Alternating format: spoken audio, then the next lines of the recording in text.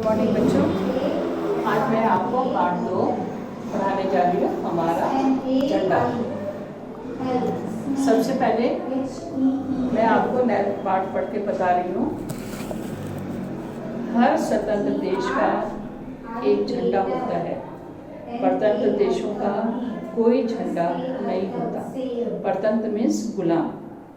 जब हमारा देश भी गुलाम था, अंग्रेजों के अधीन था, तो जो भी गुलाम देश होते हैं वहाँ पर उनके शासकों का झंडा फहराया जाता था। हर स्वतंत्र देश का एक झंडा होता है, परतंत्र देशों का कोई झंडा नहीं होता। उन पर उनके शासकों का झंडा फहरता है। एक समय था जब भारत का भी अपना कोई झंडा नहीं था। भारत स्वतंत्र नहीं था। अंग्रेज इस देश पर राज्य कर रहे थे। सन 1921 में गांधी जी ने असहयोग आंदोलन चलाया। उस समय देश में एक कोने से दूसरे कोने तक जागृति पैदा हो गई। जागृति यानी जोश, उमंग, देश को आज़ाद कराने की उमंग सब में पैदा हो गई। नेताओं को देश के लिए एक झंडे की आवश्यकता प्रतीत हुई। एक झंडे का मतलब स्वतंत्र होने की। सब लोगों ने देश को आज़ाद कराने का संकल्प लिया। देश में सभी को स्वतंत्र रहने की एक जिज्ञासा उत्पन्न हुई। तो ये जागृति पैदा हो गई। नेताओं को देश के लिए एक झंडे की आवश्यकता प्रतीत हुई। देश के महापुरुषों ने एक झंडे को तैयार किया। इसमें 3 रंग थे, केसरिया, सफ़ेद और हरा। हमारा राष्ट्रीय झंडा जिसमें 3 रंग हैं, सबसे ऊपर केसरिया, बीच में सफ़ेद, नीचे हरा रंग है। हमारे देश की केसरिया रंग वीरता का प्रतीक माना जाता है। राजपूतों की वीरता दुनिया भर में प्रसिद्ध है। वे युद्ध में जाते समय केसरिया पगड़ी बांधा करते थे।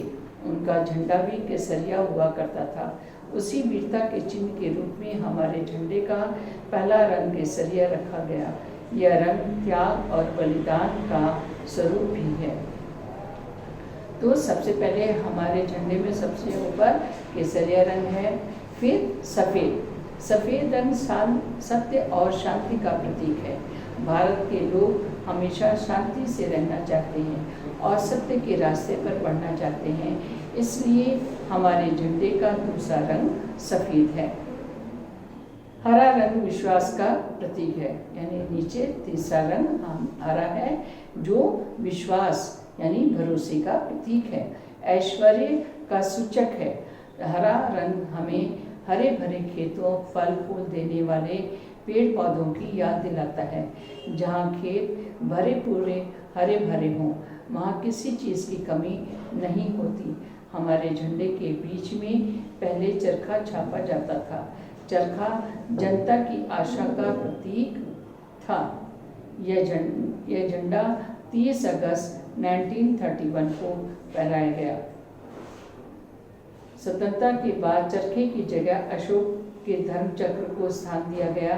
इसी झंडे को स्वतंत्र भारत के प्रथम प्रधानमंत्री पंडित जवाहरलाल नेहरू ने 15 अगस्त 1947 को फहराया था।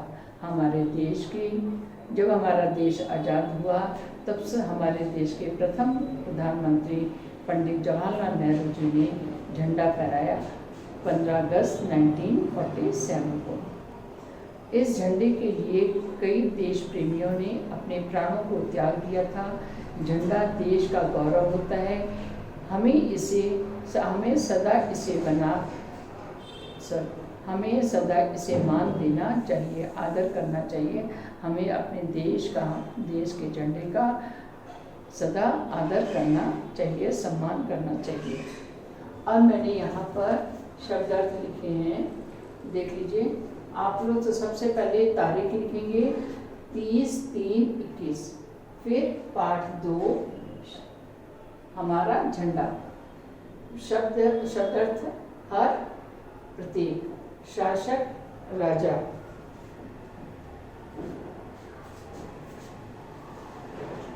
देखिए, फिर से देखिए, शब्द अर्थ में है हर, प्रत्येक, शासक, राजा, जागृति, जागरण, प्रतीत होना, मालूम होना, प्रतीक, चिन्ह, बलिदान, प्राण त्यागना, ऐश्वर्य, संपत्ति, मान, आदर। उसके बाद प्रश्नों के उत्तर आपने लिखने हैं। परतंत्र, तो प्रश्न आप अपनी पुस्तक से कॉपी करिएगा। मैंने खाली आंसर लिखे हैं, प्रश्न मैंने नहीं लिखे हैं। आप लोग अपनी पुस्तक से प्रश्न नंबर 1 लिखेंगे, उसके बाद आंसर लिखेंगे। पहला प्रश्न है, परतंत्र देशों में किनका झंडा फहरता है? तो मैंने आंसर लिखा है, परतंत्र देशों में उनके शासकों का झंडा फहरता है। फिर सेकंड क्वेश्चन है, सन 1921 में गांधी जी ने कौन सा आंदोलन चलाया था? तो मैंने आंसर लिख दिया यहाँ पर, सन 1921 में गांधी जी ने असहयोग आंदोलन चलाया या था भी लिख लीजिएगा, चलाया था। थर्ड क्वेश्चन है, झंडे में कितने रंग हैं, वे कौन हैं? मैंने आंसर लिखा है, झंडे में 3 रंग हैं, केसरिया, सफेद और हरा। फोर्थ क्वेश्चन है, केसरिया रंग को क्यों स्थान दिया गया? मैंने आंसर लिखा है, केसरिया रंग वीरता का प्रतीक माना गया है, यह त्याग और बलिदान का भी स्वरूप है, इसलिए केसरिया को स्थान दिया गया।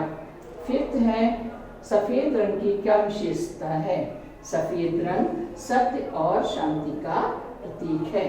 फिर 6 क्वेश्चन है, हरा रंग किसका प्रतीक है? हरा रंग विश्वास का प्रतीक है। क्वेश्चन आप लोग पहले क्वेश्चन लिखेंगे, फिर आंसर लिखेंगे, फिर सेकंड क्वेश्चन लिखेंगे, फिर आंसर लिखेंगे। इस तरह 6 प्रश्न हैं। 6 प्रश्नों के उत्तर मैंने लिखे हैं, आप लोग प्रश्न पुस्तक से उतार करके तब आंसर लिखिएगा। उसके बाद विलोम शब्द है। विलोम शब्द में परतंत्र का विलोम स्वतंत्र, अपना का विलोम पराया, असहयोग का विलोम सहयोग, सफेद का विलोम काला, सत्य का विलोम असत्य। इतना मैंने लिख दिया है। अब फिर आप अपनी पुस्तक में लिख लीजिएगा, खाली जगह भरो कर लीजिएगा। इसमें दिया हुआ है, डैश इस देश पर राज्य कर रहे थे। कौन कर रहे थे? अंग्रेज। आप लोग अपने यहाँ पर पहले में अंग्रेज शब्द लिखेंगे। उसके बाद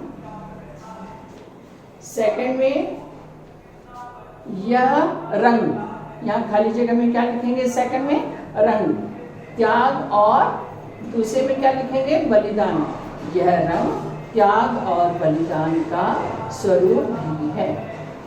थर्ड है हरा, हरा रंग विश्वास का प्रतीक है। यहाँ पे लिखेंगे हरा, आगे लिखेंगे प्रतीक। फोर्थ में ऐश्वर्य का सूचक है। फोर्थ में आप क्या लिखेंगे? ऐश्वर्य। उसके बाद आप पहले संज्ञा की परिभाषा लिखेंगे। किसी व्यक्ति, वस्तु, किसी व्यक्ति, स्थान, वस्तु अथवा गुण के नाम को संज्ञा कहते हैं। खाली जगह भरने के बाद आप संज्ञा की परिभाषा लिखेंगे। किसी व्यक्ति, स्थान, वस्तु अथवा गुण के नाम को संज्ञा कहते हैं। संज्ञा के 3 प्रकार हैं। व्यक्तिवाचक संज्ञा, जिसका उदाहरण दिया हुआ है राम, कृष्ण, गोदावरी, चारमीनार आदि। दूसरा है जातिवाचक संज्ञा, इसका उदाहरण दिया हुआ है मनुष्य, बालक, नदी, भवन आदि। थर्ड है भाववाचक संज्ञा, उदाहरण दिया है मिठास, सुंदरता, वीरता, चतुराई आदि। ये दिया हुआ है। उसके बाद ये सेंटेंस दिए गए हैं, राम ने रावण को मारा, इसमें संज्ञा शब्दों के नीचे रेखांकित करना है। तो ये किया हुआ है, इसको आप लोग लिख लीजिएगा। पहले संज्ञा की परिभाषा, भेद, उसके बाद ये उदाहरण आप लोग लिखिएगा। आशा है कि आपको समझ में आ गया होगा। धन्यवाद।